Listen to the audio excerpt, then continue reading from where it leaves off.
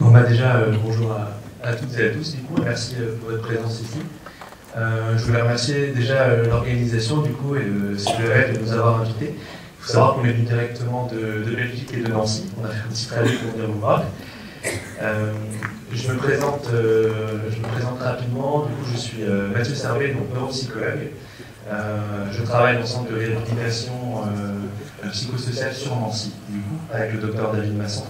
Et puis je laisserai Sébastien se présenter au moment de sa partie.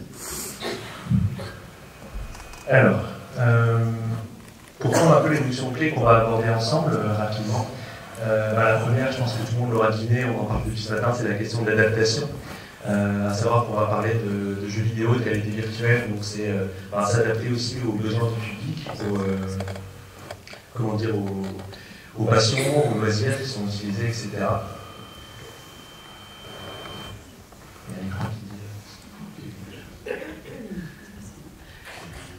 La question de l'accompagnement écologique, bon, je reviendrai pas dessus, ça a été beaucoup évoqué, se calquer vraiment sur le milieu de vie, le quotidien, etc.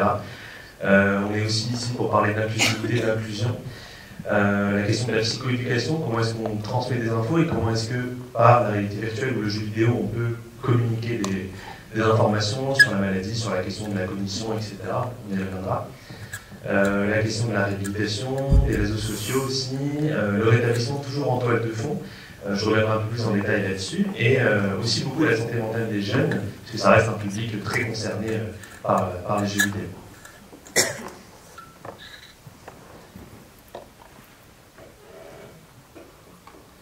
Alors, du coup, on fera une petite introduction pour savoir un peu plus de quoi on va parler ensemble. Ensuite, on parlera des jeux sérieux ou des serious games. La question des jeux vidéo impliqués dans le processus de rétablissement. Les effets de gameplay que Sébastien présentera avec la mécanique qu'il y a dans le jeu et comment ça peut aider dans l'accompagnement et dans la compréhension des choses.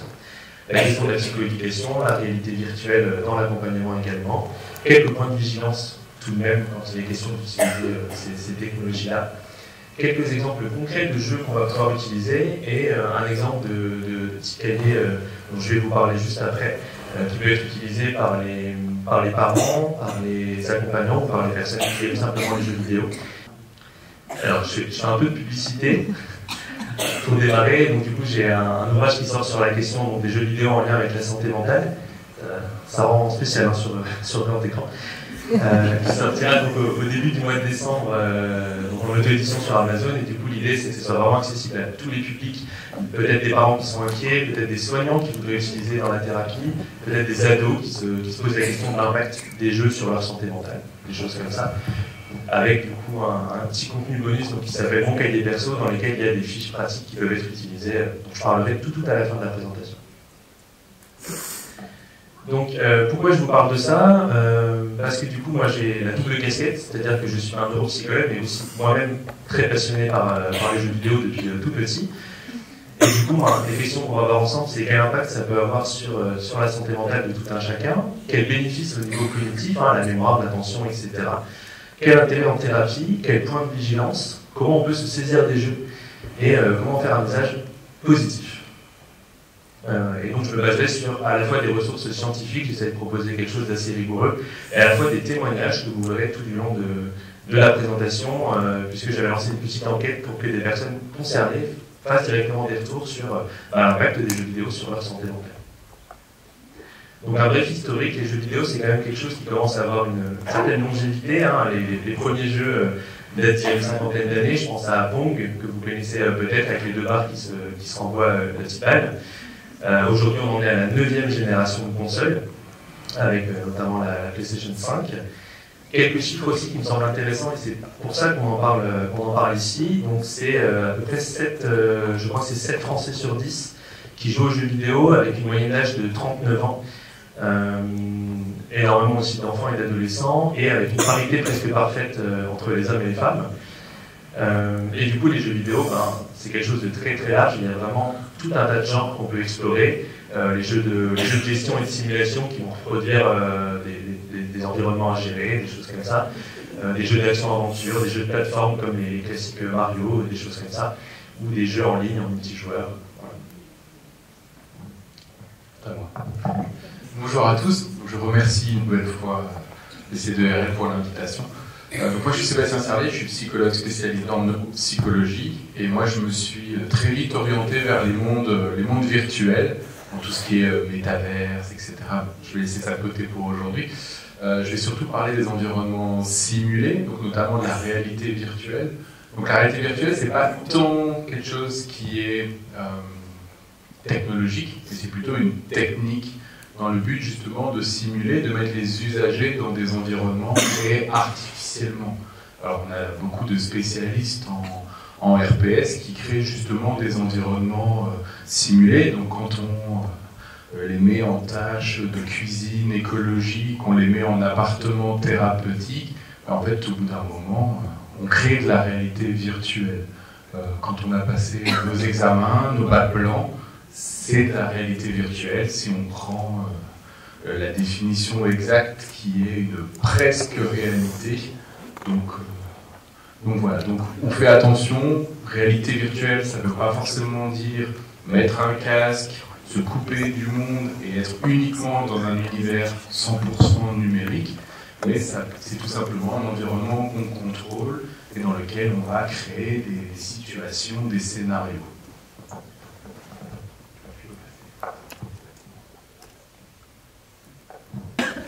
Donc on voulait vous parler aussi des jeux sérieux, c'est-à-dire des jeux qui sont vraiment conçus spécifiquement avec des objectifs pédagogiques, éducatifs, thérapeutiques, etc.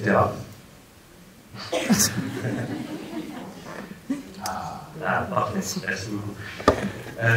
Donc moi par exemple j'ai beaucoup grandi avec, je suis un enfant des années 90, donc j'ai connu Rayman, Adibou, Il était une fois la vie, des choses comme ça quand j'étais tout jeune.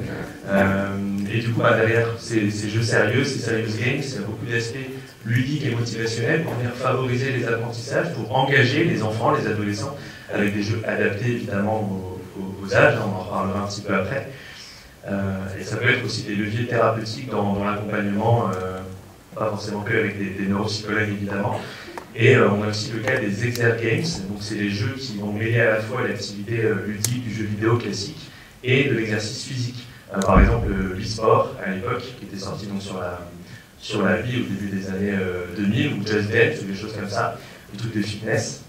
Et du coup, peut avoir un impact aussi bénéfique au niveau de la santé physique. On y revient un petit peu après. Il y a aussi des jeux qui sont tout à fait des jeux commerciaux, donc grand public, qui sont disponibles pour tout le monde, qui vont avoir des intérêts pour la créativité, pour la mise en place de stratégies, le travail cognitif. Je pense notamment à une étude de cette année qui parlait du jeu Minecraft, qui est assez connu, je pense que vous en avez au moins entendu parler. Et puis on a aussi des jeux qui sont vraiment créés pour apprendre des choses sur la maladie, par exemple sur le cancer ou sur la dépression, où vous avez Glucosor qui est consacré au diabète pour les enfants, pour leur apprendre à gérer les questions autour de la gestion de la maladie, l'insuline, etc. Et à savoir aussi qu'en 2020, on a un jeu qui a été autorisé à la prescription, je ne sais pas trop comment dire ça, aux États-Unis pour le traitement du trouble du déficit de l'attention, donc le TDAH. Donc ça a été vraiment validé d'abord dans les études et puis ensuite ça peut être prescrit médicalement. Alors, au niveau des serious games, soit on crée un jeu du coup, spécifiquement avec des objectifs concrets, on en fait une création originale. Donc Endeavor par exemple est considéré comme un véritable serious game thérapeutique, il a été créé dans ce but, ou alors à l'inverse, on utilise des jeux vidéo comme Minecraft et on va détourner l'usage ludique, les stratégies qu'il y a dedans pour justement essayer d'en faire une application sérieuse, travailler la planification, les fonctions exécutives ou dans d'autres jeux, les habilités sociales, la communication.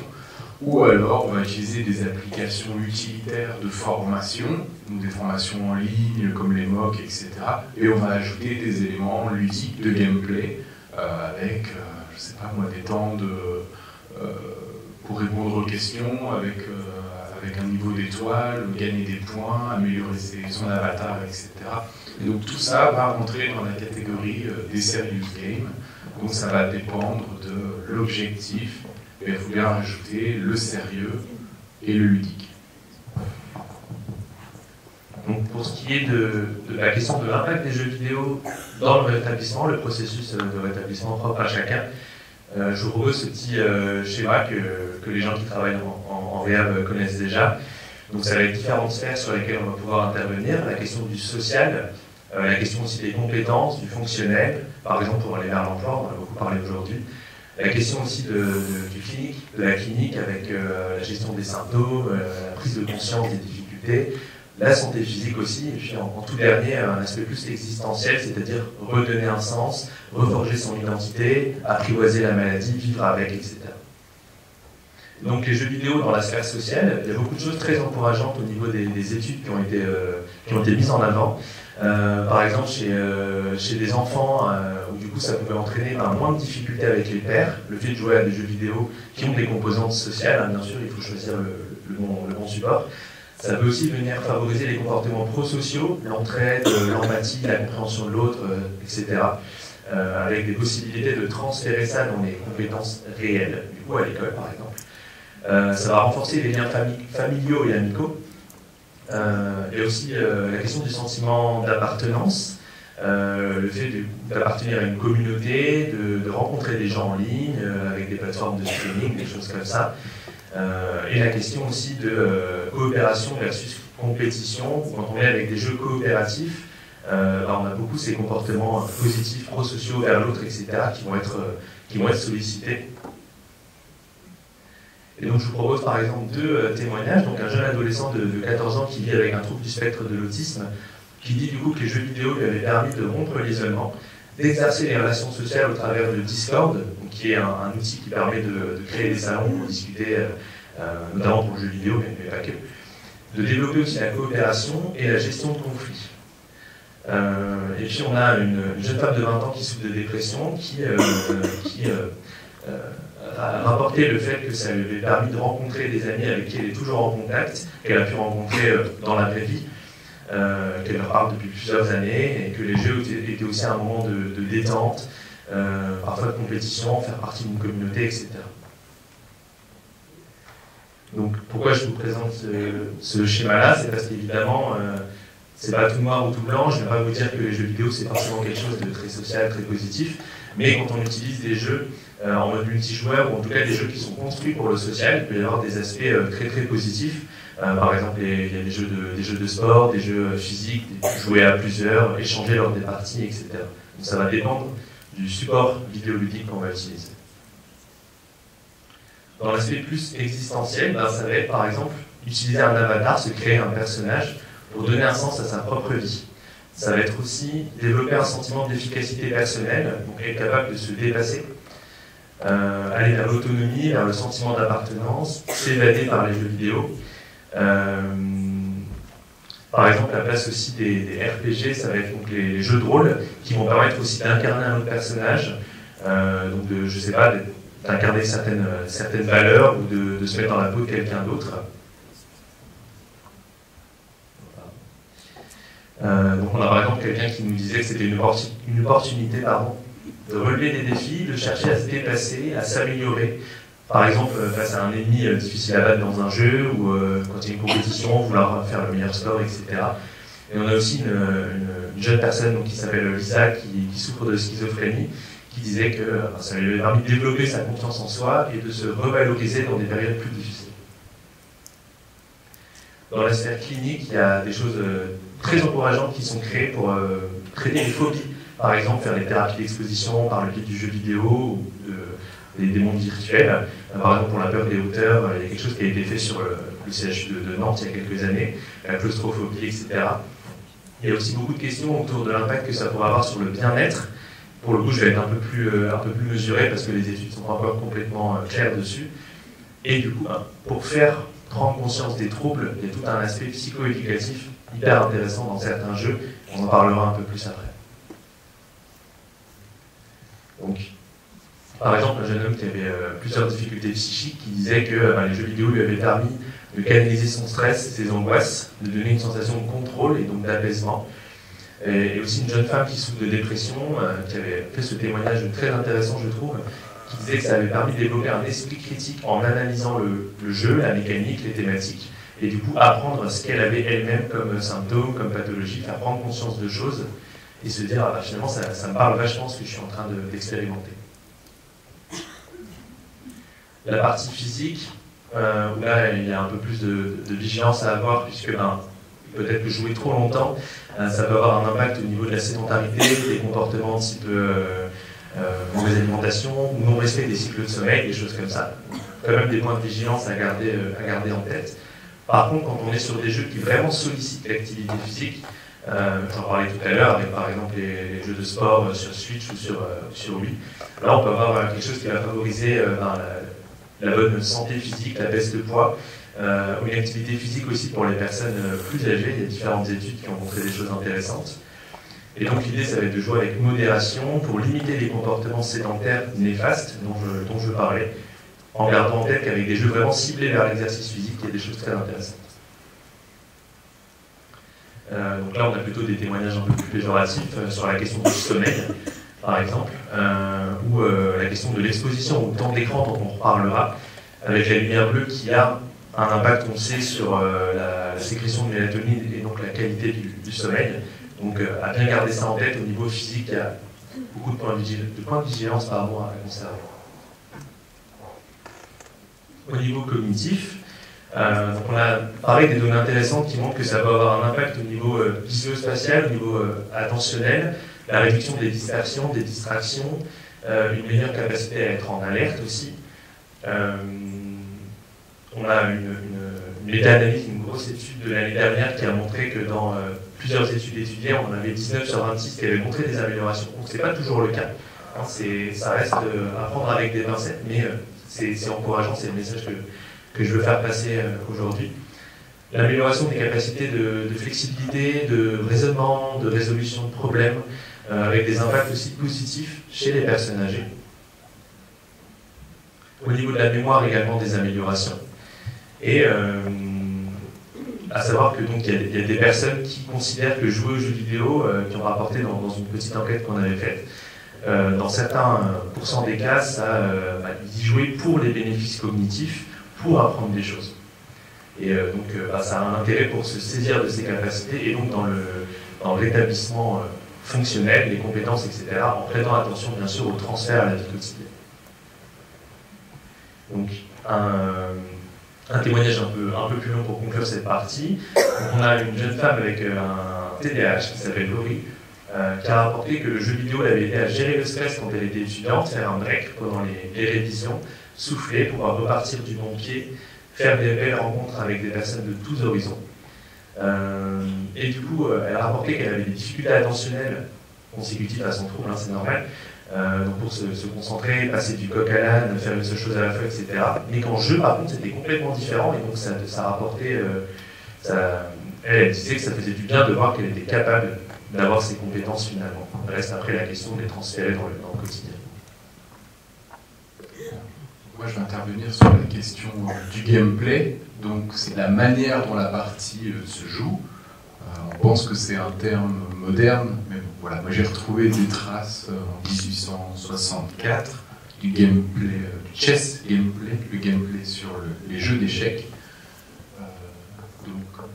Voilà. L'importance du gameplay, c'est que ça va apporter toutes les questions sur ce qu'on va appeler aussi le level design, comment on conçoit les jeux, l'environnement, les interactions qu'il va y avoir, et sous-jacent derrière, quelle fonction cognitive sous-jacente est nécessaire pour réussir la partie.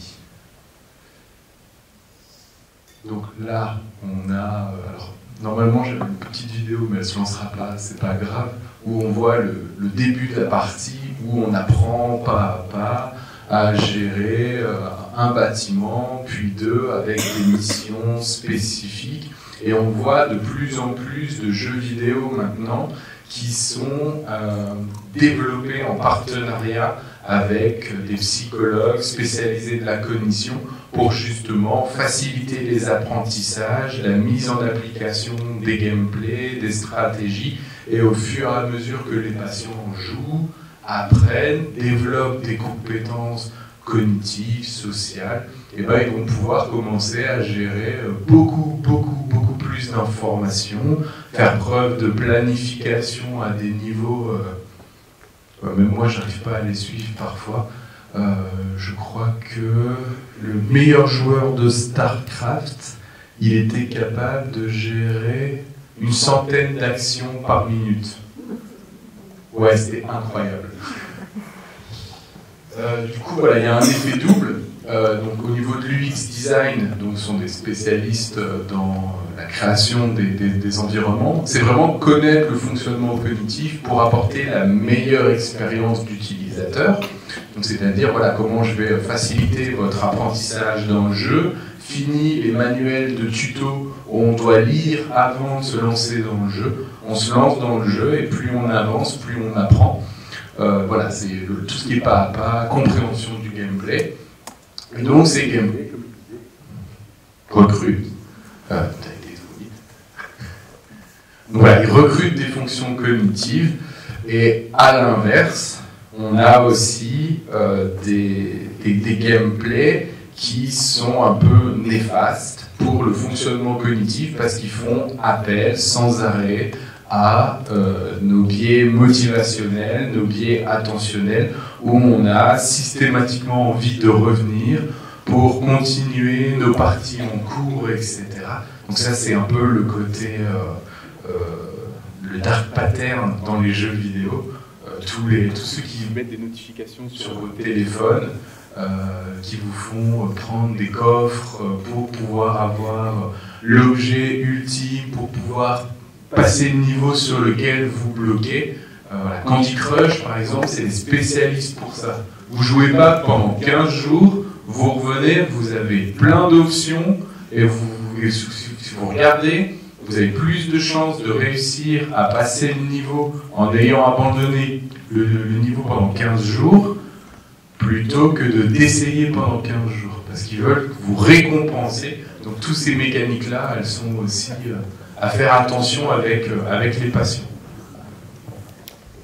Donc voilà, il y a différents types de gameplay qui vont travailler différentes fonctions. Une fonction attentionnelle, donc tout ce qu'on appelle les gameplays de type runners. Donc votre personnage court et va de plus en plus vite pour accumuler de plus en plus de points. Et donc on doit maintenir son attention tout du long pour éviter les obstacles. Tous les jeux de course, les shoot 'em up, les FPS, first person shooter, Space Invaders pour les plus anciens, Fortnite pour les plus jeunes. On peut travailler la mémoire à court terme avec les plateformes. Voilà, il y a des jeux sans mémoire, on est impossible de passer le niveau. C'est-à-dire qu'on a beau être le mec le plus rapide du monde, c'est la mémoire qui fait qu'on évite les obstacles par anticipation, ou alors plutôt à long terme avec des quêtes qui durent dans le temps, comme tout ce qui est les MMO, donc les jeux massivement multijoueurs ou les RPG, où là c'est plutôt des roleplays, comme World of Warcraft, Zelda, ou alors travailler les fonctions exécutives avec des jeux de crafting, avec beaucoup de planification, de flexibilité, ou les RTS, donc c'est des jeux de stratégie en temps réel, où là, comme Minecraft, Age of Empires et autres. Donc on va pouvoir trouver des effets positifs dans des gameplays en particulier. Et moi, ce que je recommande toujours, c'est de favoriser la diversification des gameplays pour pouvoir justement commencer à travailler sur des stratégies d'adaptation en fonction du type de jeu. Et moi, je le vois de plus en plus dans ma pratique, parce que moi je travaille en pédiatrie, c'est que maintenant, une des premières questions que je pose, j'ai des jeunes, je leur demande à quel type de jeu vidéo tu préfères jouer et ceux avec lesquels tu n'aimes pas jouer. Et du coup, je me fais des paris à moi-même et j'ai des profils qui ressortent, notamment sur les patients TDAH, qui préfèrent les jeux très répétitifs, très courts, les Fortnite, les Battle Royale. Ils jouent 5 minutes, ils ont leur récompense, mais ils multiplient ça et ça dure des heures, mais ils ont fait plein de parties, leur système de récompense il est au max, ils se sentent valorisés quand ils gagnent. Donc voilà, après on a des profils dyslexiques, enfin plutôt de type 10. Ils vont plutôt préférer les gameplays avec moins de lecture, moins de manipulation de touches, donc des gameplays peut-être plus simples, plus linéaires, qui ne leur demandent pas des combos. Alors moi je me rappelle quand j'étais jeune adolescent, les livres de code pour réussir les coups spéciaux, c'était une manipulation d'une dizaine de touches à faire dans un ordre donné. Voilà, pour eux c'est un peu plus compliqué. Et les profils TSA, eux, ils vont aller moins vers les jeux de type massive multijoueur online, parce que ça demande des compétences de communication sociale, et comme ils sont parfois un peu en difficulté, bah, ils vont préférer délaisser ces jeux-là. Donc je leur dis toujours, dis-moi à qui tu es, je te dirai à qui tu joues, mais je peux aussi te dire, dis-moi à quoi tu joues et je te dirai un peu qui tu es. Et donc, je voulais revenir sur la place que ça peut avoir dans la psychoéducation et l'accompagnement. Donc, par exemple, ça va être utiliser les jeux selon leur gameplay, selon les mécaniques qu'ils vont solliciter, pour présenter un trouble, présenter une maladie. Je mettrai quelques exemples en fin de diapo. Faire émerger l'insight sur le plan cognitif, j'en ai déjà un peu parlé. C'est aussi faire des séances ensemble pour partager un vocabulaire commun, faire émerger des choses au niveau cognitif, comme je disais, toujours avec ces aspects ludiques et motivationnels qui vont accrocher en fait la personne qui est intéressée par les jeux vidéo à l'accompagnement et qui vont renforcer l'alliance finalement. Alors, du coup, l'intérêt de la réalité virtuelle, ce serait juste de l'utiliser en simple outil d'immersion supplémentaire ou un gameplay spécifique pour le jeu vidéo.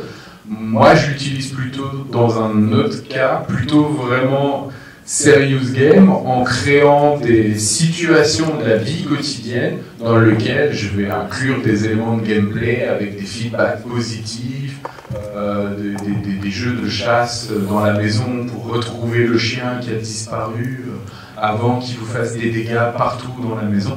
Mais voilà, on essaye toujours de trouver une situation de la vie quotidienne qui pose problème, et après on vient les implémenter dans des environnements en VR et on laisse les patients nous montrer un peu comment ils fonctionnent, et on met tous les éléments de gameplay pour favoriser, comme tu disais, la motivation, et surtout au niveau psychoéducation, de pouvoir leur montrer comment leurs difficultés, alors pour mon cas cognitive sous-jacente, impactent leur performance dans la vie quotidienne, et après on travaille directement sur ce handicap avec eux. Donc voilà, la réalité virtuelle, comme elle peut être utilisée en dehors du jeu vidéo, elle est vraiment là pour créer des environnements, simuler des situations de la vie quotidienne quand on ne peut pas aller chez le patient, quand on ne peut pas faire des thérapies hors les murs. Donc voilà, ça peut faire partie d'une étape intermédiaire avant une reprise de travail, un appartement, avant une mise en appartement thérapeutique où voilà, la personne, ça fait des années qu'elle est en institution, elle va prendre un appartement toute seule. Il peut y avoir des sources d'angoisse, et donc on pourrait la renforcer dans ce genre de situation. Donc, alors au niveau des bien-être, là par contre la réalité virtuelle, elle a un peu mieux amélioré ce genre de choses. Alors quand on est en institution mais que d'un seul coup on met un casque, on se retrouve au bord de l'eau, dans les Bahamas, à siroter un cocktail tranquillement, on est bien. On est bien, ça détend, tout ce qui est au niveau émotionnel, gestion des anxiétés, des stress, etc., on peut travailler dessus.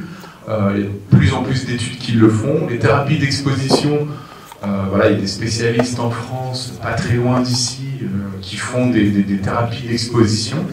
Donc les phobies, moi j'ai tenté l'ascenseur transparent, j'ai fini par terre, parce que pourtant je savais que j'étais sur le sol, le plancher des vaches, mais non, rien n'y faisait, j'étais dedans. Les apprentissages cognitifs, donc Sozéon, je pense que c'est l'équipe de Bordeaux, et on s'est rendu compte qu'en fait, ça diminuait le temps d'apprentissage. Donc on a des collaborateurs qui apprennent plus vite et qui du coup sont opérationnels beaucoup plus vite. Et c'est un projet qu'on essaye de mener avec le C3RP et la mairie de Paris, c'est de créer des environnements de réalité virtuelle pour des personnes avec une déficience intellectuelle qui vont intégrer des ateliers protégés mis à disposition par la mairie de Paris, et donc ce serait de leur permettre de se retrouver avant d'être dans le réel, d'apprendre déjà à quoi va ressembler leur environnement, comment ils vont pouvoir se débrouiller, de diminuer une source d'angoisse, de je ne sais pas à quelle sauce je vais te manger. Donc on peut travailler également tout ce qui est savoir-être, savoir-faire avec ces personnes-là. Et donc travailler aussi de la réhabilitation psychosociale avec des interactions, avec des avatars, gestion des émotions, des conflits, etc. Et à chaque fois s'amuser à diminuer le niveau de réalisme ou de stress en fonction de là où on est le patient. Quelques points de vigilance, quand même évidemment à garder en tête, j'en parlais. La question du temps d'écran déjà, à savoir qu'il existe des recommandations internationales. Là par exemple c'est quelque chose qui est partagé avec la France, les États-Unis, l'Australie, il y a plusieurs pays qui sont sur la même longueur d'onde. Donc avec l'idée de ne pas mettre d'écran avant l'âge de 2 ans, plus d'1 heure par jour entre 2 et 5 ans, pas plus de 2 heures par jour au-delà, etc. Donc quand même déjà quelques bases qui sont posées. Le rôle des parents aussi, parce que quand on est soi-même adulte, ça va être l'autorégulation, etc. C'est plus compliqué pour les enfants. Donc ça va être par exemple les normes PEGI, vous savez c'est les petits carrés de couleur, pas avant 3 ans, 7 ans, 12 ans, etc. Donc qui sont pas là pour rien non plus, qui sont de normes européennes. Ça va être aussi poser un cadre, peut-être des objectifs éducatifs, et ça peut être aussi partager des moments avec son enfant ou son ado au travers d'une partie. Et puis chez les adultes qui s'autogèrent, ça va être faire attention à l'usage problématique du téléphone, peut-être des moments où il y a besoin de se détacher des technologies, des choses comme ça. Il y a plein de choses à garder en tête.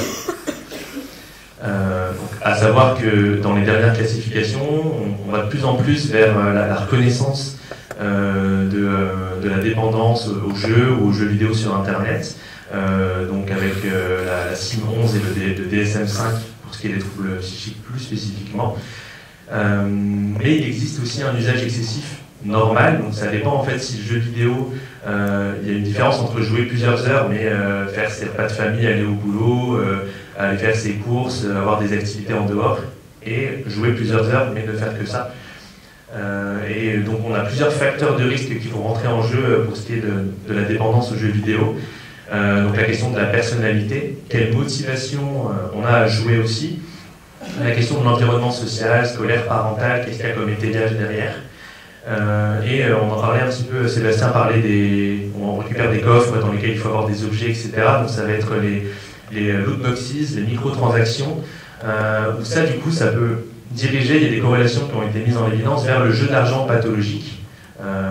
Et du coup un point de vigilance à avoir, notamment dans le cas du TDAH, où les addictions peuvent être favorisées par les difficultés propres au trouble qu'est le TDAH.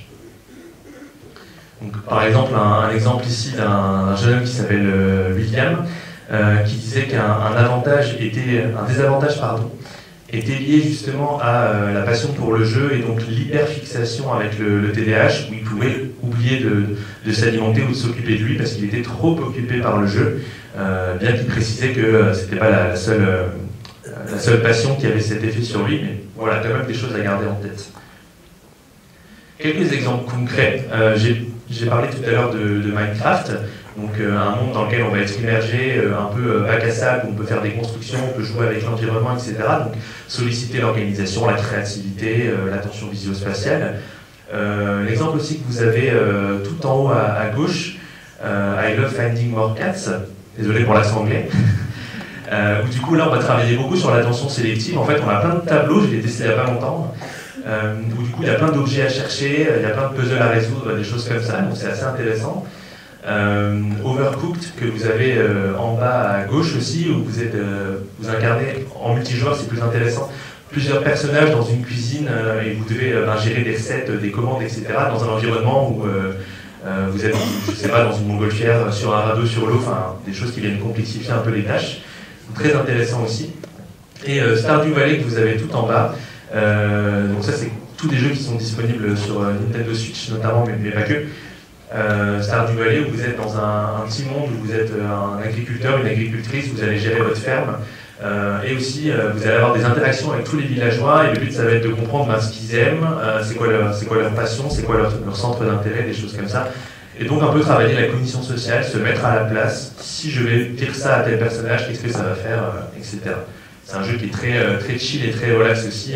Pour le bien-être, il est intéressant. On a un article qui est sorti la semaine dernière, à l'occasion de la journée mondiale de la santé mentale, donc sur jeuxvideo.com, où en fait vous avez un journaliste qui a été chercher des jeux qui parlaient de tel ou tel trouble et qui du coup aidait à tout ce qui est psychoéducation, faire émerger la conscience des difficultés.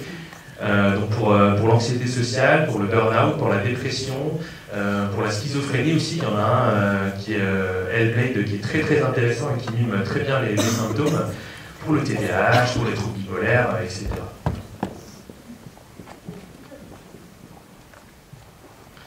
Donc, quelques exemples concrets un peu plus détaillés. Oui, donc là par exemple vous avez le dernier jeu Zelda du coup sur Nintendo Switch, donc il va solliciter énormément la cognition, le travail visio-spatial, l'attention sélective, il y a plein de quêtes à résoudre, il y a une histoire à suivre, il y a des personnages à rencontrer, des choses à retenir, l'organisation de son voyage, de ses quêtes, etc.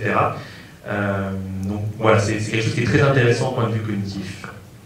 Et Fortnite, pour prendre quelque chose qui parle en général pas mal, notamment aux plus jeunes, où pareil, on a énormément de choses qui sont sollicitées, la capacité d'alerte, faire attention à plein de choses à la fois, se mettre à la place de l'autre pour savoir comment réagir au moment du combat, chercher son matériel, planifier, etc.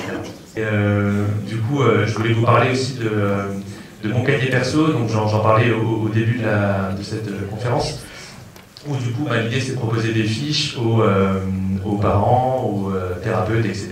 pour fixer des objectifs, un cadre, accompagner les personnes selon leurs passions. Et donc le mot de la fin avec un petit témoignage donc de Miri qui nous dit « Les jeux vidéo m'ont permis de m'évader dans des univers riches », elle prend l'exemple de Zelda, comme les livres, lors des moments de sa vie où ça a été compliqué, elle pouvait mettre ses problèmes et ses ruminations sur pause le temps de jouer, pour ensuite faire face aux difficultés. C'était aussi un moment de partage avec sa famille, les gens de son entourage, et ce qui a créé beaucoup de convivialité. Et donc elle disait, les jeux vidéo, entre autres, m'ont permis de prendre une respiration avant de replonger dans l'océan de la vie. Voilà, c'était notre dernière diapo. Je vous remercie de votre attention.